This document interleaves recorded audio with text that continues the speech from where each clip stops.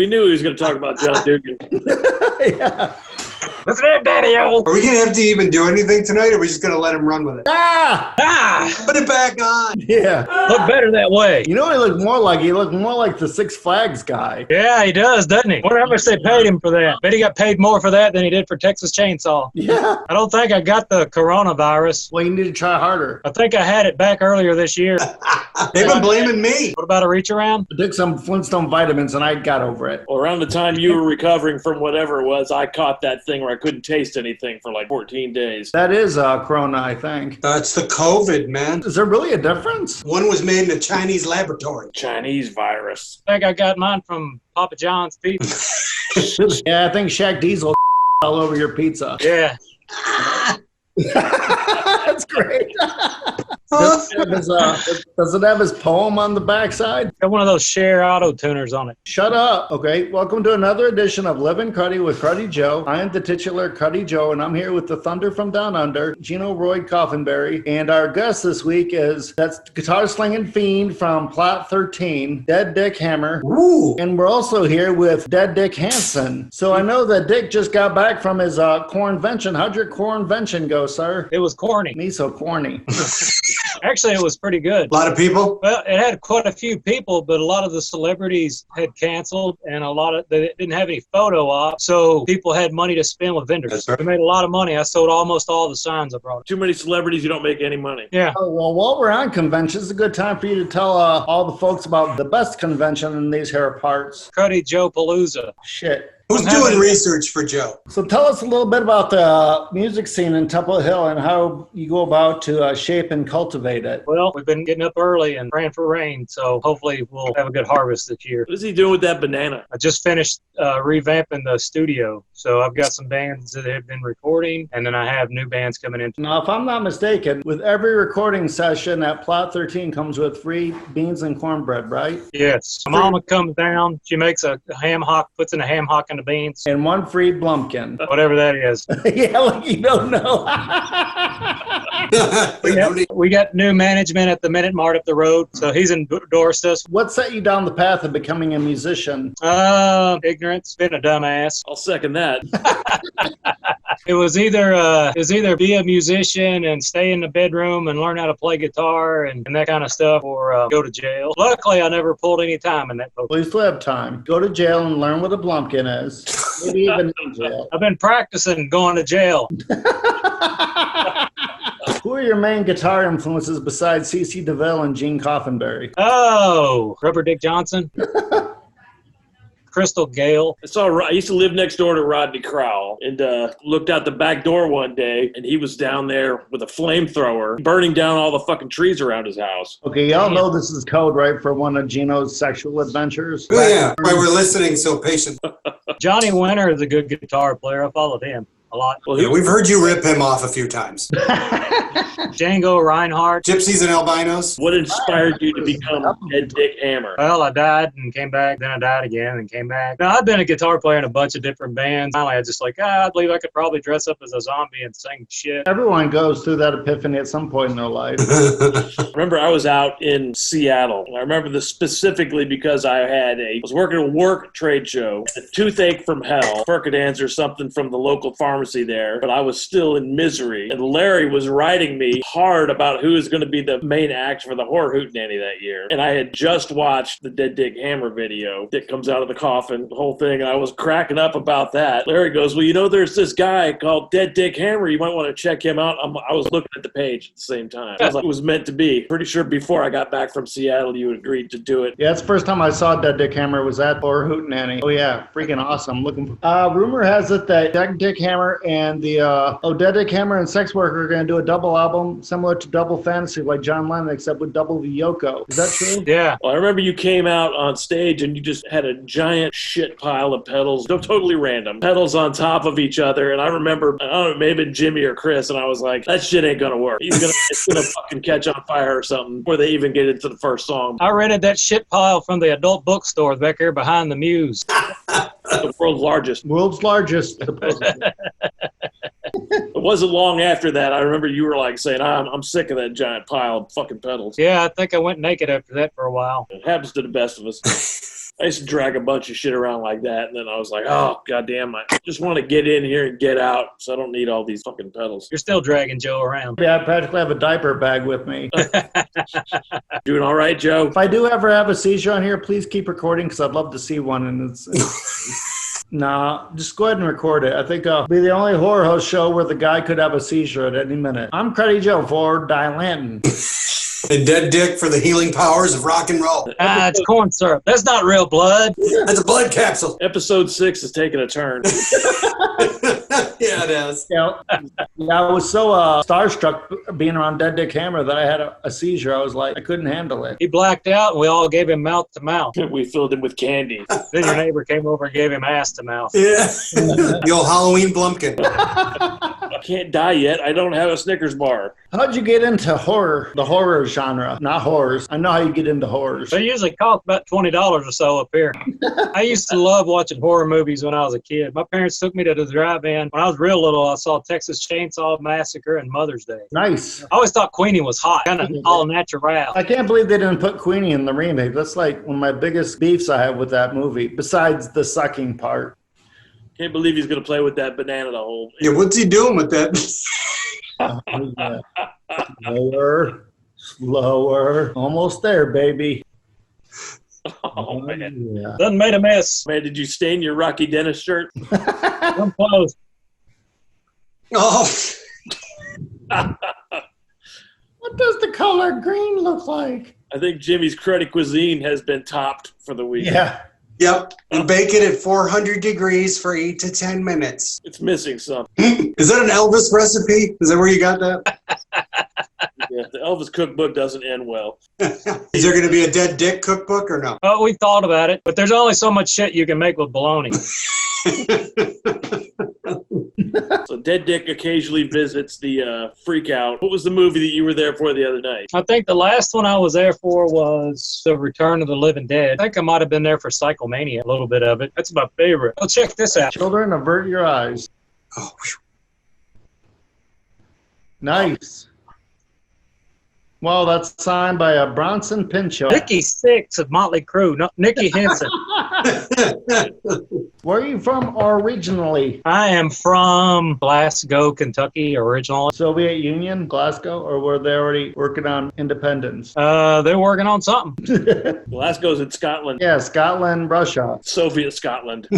I lived in Glasgow until I was about 21. I moved to Alaska. Our second Alaska resident. yeah. I'm sensing a pattern. What drove you to Alaska? I didn't drive. That's way too far to drive. It's the game we're going to play? Huh? Why? Why Alaska? That was the furthest point that they could send me and still be in the United States. That, and he wasn't a registered sex offender in Alaska yet. They gave me this red shirt. You're watching the Cruddy Joe Show. Save your tickets, just because they're good for an all-you-can-eat buffet down in the Mandalay Bay. Why does he sound like Hank Hill? I'm a Bobby. I just want to go to Kathmandu. Get some propane and propane accessories. Hey, when you put these together, do each one of us have a square like the Brady Bunch? That's what I'm seeing right now. Which square am I going to be on? What I'm looking at right now, upper left is Joe, upper right is me, your bottom right. You're the bottom like usual. So is right there, Joe? I'm on top of you and you're the bottom like always. I'm on top of Dick. You know what I mean, wink. I love you, Joe. I love you. It's a family show. Cut it out. I got tagged in a picture of somebody on Facebook today, you know, when they send you that thing saying they want you to acknowledge that this is you being tagged. It was John Lithgow in Harry and the Hendersons. Thank God it wasn't Harry.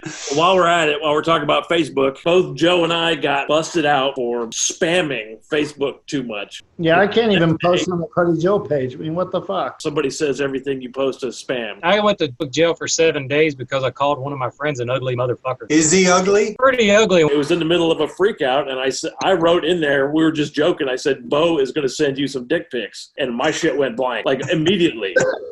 We did that show this weekend, and some lady went on the page for the show that was going on. And she said, anybody that's involved in this show this weekend, I hope you all get COVID-19. Let's all pray that her uterus falls out. Yes. You know how the music quiz works? Basically, I'll recite a verse from a song. By calling me bad. You tell me what the next line in that song is, who did the song, and what the name of the song is. A lot harder than it sounds. That's what she said. Are you ready? Yeah. You want the next verse, you want the name of the band, and the name of the song. Okay. Cry out to the legions of the brave, time again to save us from the jackals of the street. Ride out, protectors of the realm. To the sound of the tin roof, I love a rainy night. Eddie Rabbit. That's not right? That was not right. I thought that was right. Captains at the helm, sail across the sea of light. Black Sabbath, Neon Nights. Yeah. This week, yet again, we are not able to solve the puzzle. We have two choices here. One is the easy quote from a movie. You just tell me what the name of the movie was. Then there's a harder one. I love you, Joe. I love you. Do you want to do the harder one or the easy one? I've done things hard my whole life, so we'll go to the harder one. All right. This is a quote from a movie. Tell me who said it and what movie it was. I could get upset. Things could get out of hand. Then in self-defense, I could do something that you would not like right here. That was Tinky Winky and Serbian film.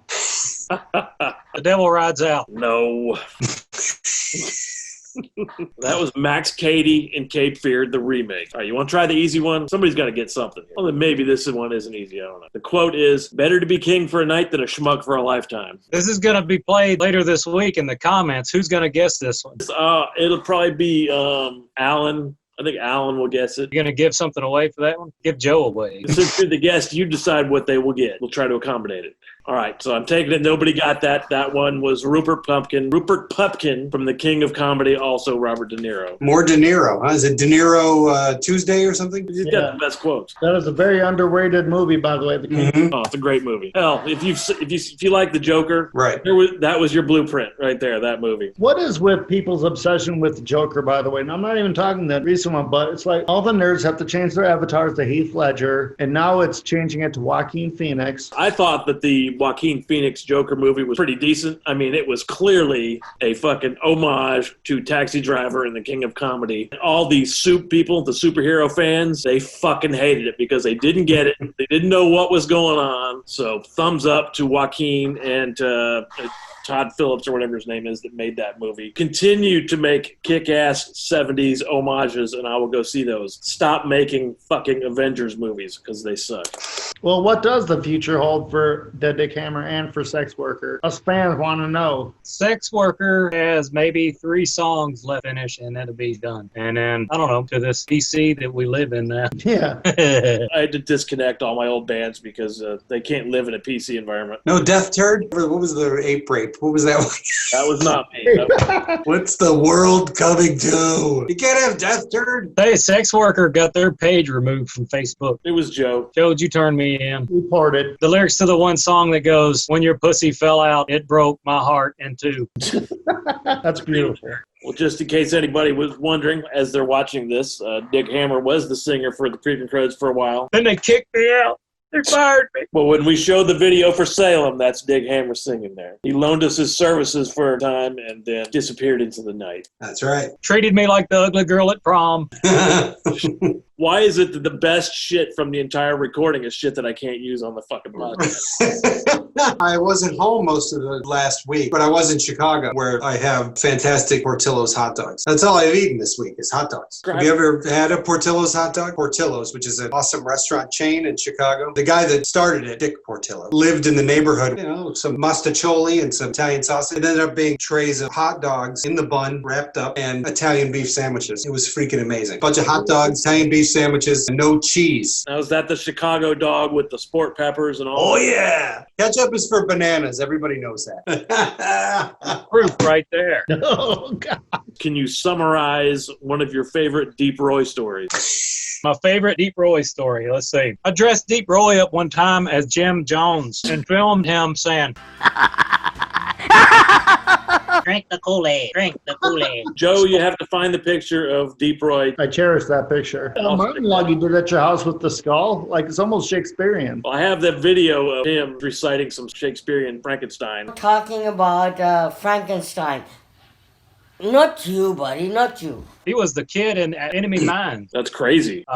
He was in a David Lee Roth video where they had him dressed in blackface. We filmed like 80 commercials. All right, so this week we're showing the horror of Party Beach, and our second feature is Laser Blast, which we talked about before. And I did catch the scene just as I was randomly screening through it, where the guy blows the shit out of a Star Wars sign on the side of the road. Oh, before I forget, I just want to give a shout out to Eddie. Eddie.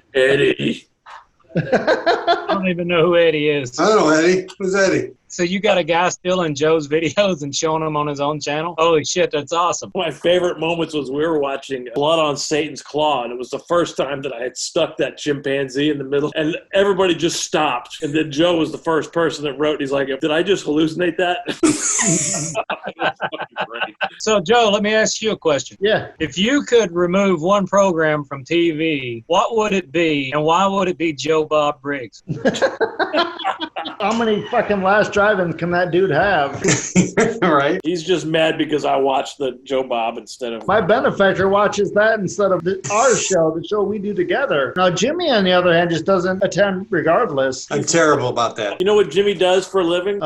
Be handsome. Besides being handsome. He is a marketing guru. We can't get any help from him on our I told you I'm perplexed by this appointment Facebooking thing. The whole thing is engineered around doing it whenever you want. Steer the ship. Go ahead and take your shower, bud. Every week he's got to take a shower. Who's taking a shower? Just yelling at his neighbor. Hey, Walter, wash that crusty ass. What's wrong with you? Wash your ass. Scrub that scrotum. Aw. Oh, look at that dog. Okay, is that a wiener? You can just bring that dog over here and drop her off for a while. You can have her. Ah, she's good looking. Ah. We got to say hi to Boomer. Hey, Boomer. Hey. And Larry. Larry's visiting. Oh, there's Larry. There's Dunstan with flames in his eyes. Oh, my gosh. This is a t-shirt. Oh, we're going to hell. A $5 feel up? Yeah, I think we better do a sign off. I want to thank Dick Hammer and the rest of the Get Along gang for hanging out with us again tonight. Until next time. This is Cruddy Joe saying, see you weirdos later. He didn't say G's up and hose down. Ease up, hose down while you motherfuckers bounce to this. Where's my fingers? Oh, there they are. Yeah, I got that shit all over me.